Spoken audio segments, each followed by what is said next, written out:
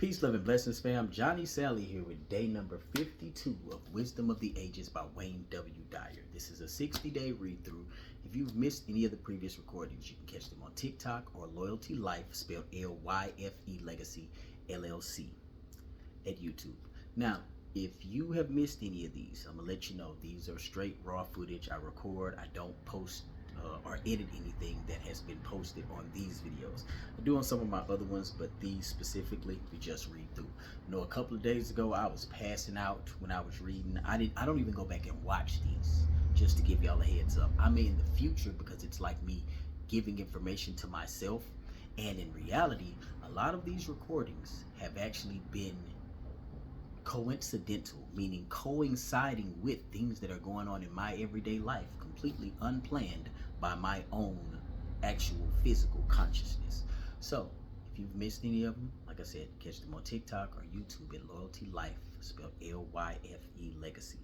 If you can find any footage of me passing out or tapping out while I'm reading, send it to me, DM on whatever platform you're on, and we'll see about gifting you a shirt or even making a personalized one for you. Loyalty Life Legacy is a life coaching organization more focused on spiritual evolution and emotional intelligence. We are working on a program right now. It's actually been in place. It was more written, and so you would have to read through it, but I'm actually adapting it to be videos that you can watch and go through it and not only receive a certification, but also find out more information. You can find out more information about becoming a life coach yourself. So, hey, sometimes I make a lot of mistakes. I'm a little excited, so I need to calm myself down. I just came from the park with my children playing basketball. So let's get into day number 52. Love's energy. Someday after we have mastered the winds, the waves, the tide, and gravity, we shall harness for God the energies of love. Then, for the second time in the history of the world, man will have discovered fire.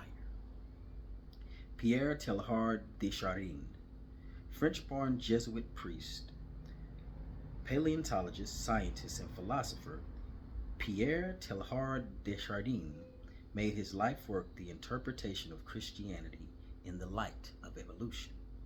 He perceived matter and spirit as two distinct aspects of one single cosmic stuff without the need for any intellectual conflict.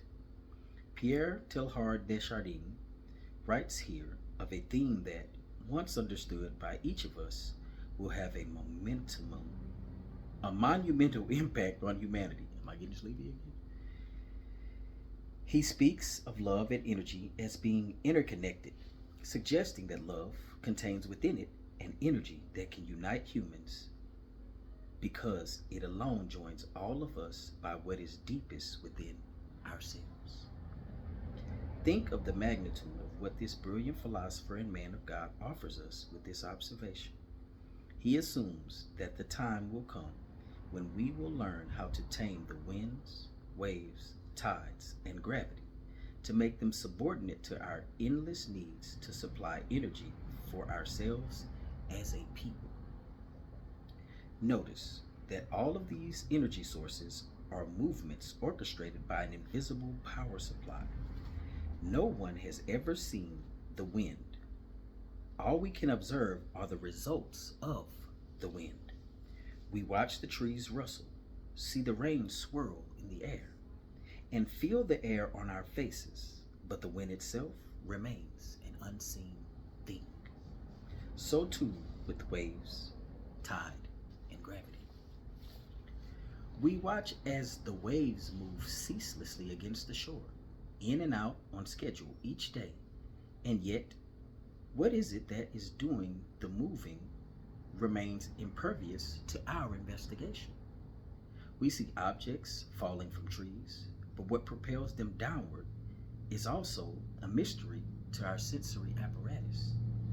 Now, consider for a moment the latent power, virtually untapped in love. All we ever get to see are the results of the energy. No one can agree on what or where it is, yet we all know and feel it when its results are made manifest. Within each and every cell of our individual humanity are infinitesimal amounts of atoms and subatomic particles. When we line up a given number of electrons within one atom of one molecule, we produce a force that is a mystery. I will not pretend to know the scientific formula, but let's say theoretically that an atom contains 1 billion electrons. When we artificially line them up one at a time, one right under the other, eventually we reach what physicists call a critical mass. Theoretically, we get 375 million electrons lined up, with the remaining 625 million flitting about randomly. When we align the 375 millionth electron, a force within the structure of the atom propels all the remaining electrons to align as well. This point is called phase transition, the point at which the inner force within a cell or a molecule or an atom or a subatomic particle is activated to create this new alignment.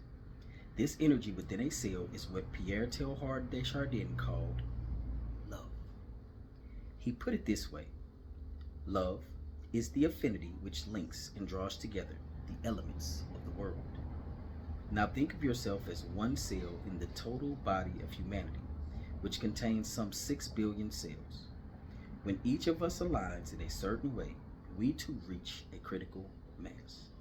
The field of energy created by that critical mass is love. Just as it does in the microcosm, it produces results in the macrocosm, or the material world as we see it. Teilhard speaks of humanity reaching this critical mass and igniting the invisible force of love as equivalent to the discovery of fire. This begins with individuals aligning in ways that spiritual teachers have indicated throughout the history of this world.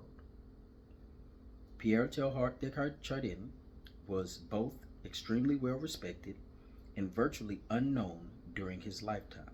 As a Jesuit priest, he was prohibited from publishing certain ideas, and the major body of his teachings was not published until after his transition.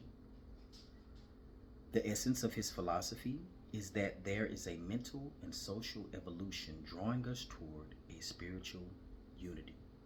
We need only to imagine our ability to love developing until it embraces the totality of men and of earth. He called this latent energy of love the universal synthesizer. Love is an energizing elixir with a power to nurture and bring together humanity in much the same way that cavemen were drawn to the first bonfire. Imagine, if you will, a similar state of wonder and the impact on our survival of a discovery with the magnitude of fire. We can apply the teaching of Teilhard by understanding that injuring a single human being is injuring the divine power within each of us. This universal synthesizer, love, is part of all of us, just as each electron shares the force within the confines of one atom. Thus, when we act with any mean-spiritedness in our thoughts or actions, we literally inhibit the phase transition that will lead us to discover fire for the second time in the history of the world. Every single act of hatred or injury towards another is an action that keeps us from harnessing the energy of love. It may sound gushy and way too sugary to accomplish, but I believe we can all tame our mean-spiritedness and bring about this universal phase transition that Teilhard predicted was our destiny. I'm reminded of my all-time favorite biblical quotation, the famous statement on love in 1 Corinthians 13, which begins, "If I speak in the tongues of men and of angels, but have not love, I am only a resounding gong or a clanking cymbal." It continues beautifully saying, "We gain nothing without love." It speaks of the patience and kindness of love, the absence of envy, boasting, rudeness, self-seeking, and how love does not delight in evil, but rejoices with truth, and concludes with this formidable message. And now, these three remain: faith, love, hope. But the greatest of these is love. And my bad if you know the scripture, I actually said that wrong. And now these do remain: faith, hope, love. But the greatest of these is love. Yes, even greater than faith and hope is the ability and willingness to cultivate love. How do we cultivate love? We can let go of the impulses to judge others, which can definitely be hard if others around you are judging, and it just takes developing the capacity to be like, we can refuse to feel good about the mistakes or sufferings of anyone. We can live the lessons of kindness rather than only read about them in scriptures and other books of higher vibrations. We can remove our desires for revenge and replace it with forgiveness. We can choose love wherever and whenever we are by simply making that choice. This energy is so powerful that it literally holds together every cell in our universe. It is the glue that unites us. Robert Browning describes our world without love. Take away love, and our earth is a tomb. You know, when the energy of love is absent, and you can do your part to revive the energy of life with love. Say that again. You know when the energy of love is absent, and you can do your part to revive the energy of life with love. You can put Teilhard's famous words to work in your own life right now. Here are a few suggestions by harnessing the energies of love. 1. See yourself as the one cell in this body called humanity that can activate the energy for that phase transition to universal love. You do make a difference, and every thought of love followed by an action moves us a step closer to discovering fire for the second time. 2. Push out thoughts of judgment, revenge, anger, and hatred by becoming aware of them as they surface. Simply tell yourself, I don't want to think this way, and I refuse to allow it anymore. 3. When confronted by mean-spiritedness and hateful gossip, respond to it from the position of love. I don't want to make any judgments. Rather than criticizing the mean-spirited person, silently project love. Be the person in any gathering who defends the absence in a kindly manner. And 4, frame 1 Corinthians 13 in your home, as we have done, the author. I read it every time I walk down the hallway to the children's bedroom, and it reminds me that the greatest gift I can offer them in the world is the universal synthesizer, love. I'll be honest. Love is something that many say they give and have, but most don't realize they love from a conditional aspect. It takes a lot, a very extreme gravity of self-awareness to continue to love people that hurt, harm, and wrong you. And I don't mean in the context of putting trust or faith in somebody just because. I mean the truest aspect of loving somebody irregardless of what they do.